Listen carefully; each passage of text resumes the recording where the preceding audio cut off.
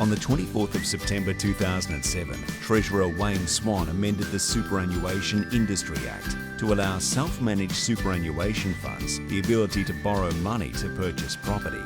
Custody trusts were born. A custody trust is known by several different names. You may be familiar with some of these: Bear Trust, Custody Trust, Custodian Trust, or Property Trust. These are all different names for what is the same thing: a limited recourse borrowing arrangement. Simply put, a custody trust is established to enable you to borrow money to purchase property in your SMSF. That's right, the SMSF is unable to borrow money unless it complies with superannuation law requirements, so a custody trust is established to facilitate the loan. There are advantages to establishing a custody trust, and these include: a custody trust allows you financial leverage to invest in your SMSF. If the investment is made wisely, your SMSF has the potential to grow significantly. A custody trust offers protection. In the event of a loan default, the bank does not have any recourse on other assets within the SMSF. Your nest egg is safe. All costs relating to the property can be paid by the SMSF. These costs include water, rates, maintenance and repairs. Likewise, rental income received by the property is deposited directly into the SMSF. The SMSF makes the loan repayments.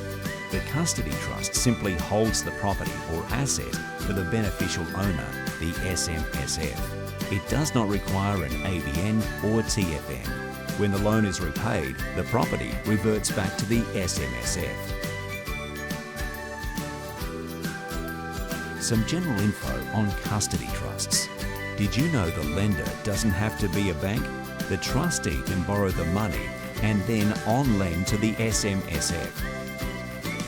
There is no CGT payable on transfer of the asset from the custodian trust to the SMSF, because there is no change in the beneficial ownership.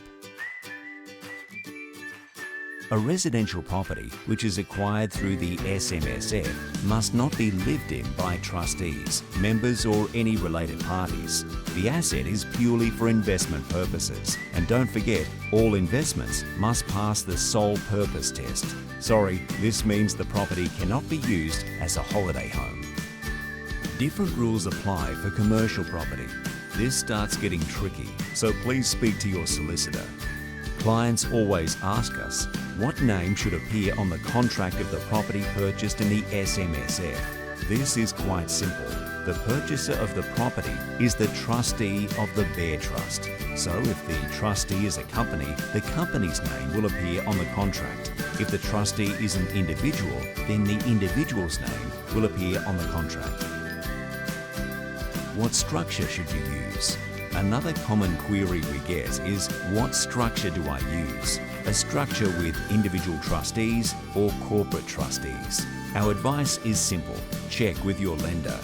There are advantages and disadvantages associated with using individual trustees and corporate trustees. Here are just a few of them.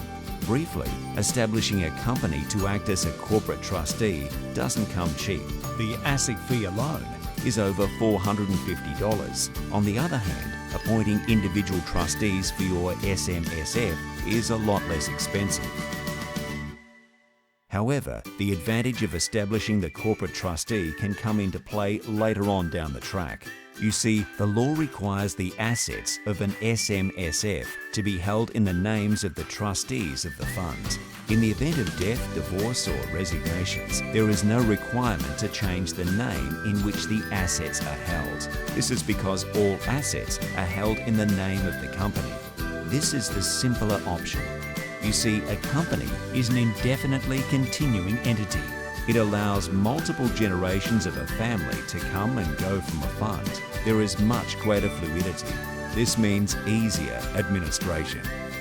For a fund which uses individual trustees, the death, divorce or resignation of members or trustees can cause all sorts of costly legal and administration issues. This can be avoided by using a corporate trustee. In summary, you should speak to your lender before deciding on the best structure to use for your SMSF and custody trust setup.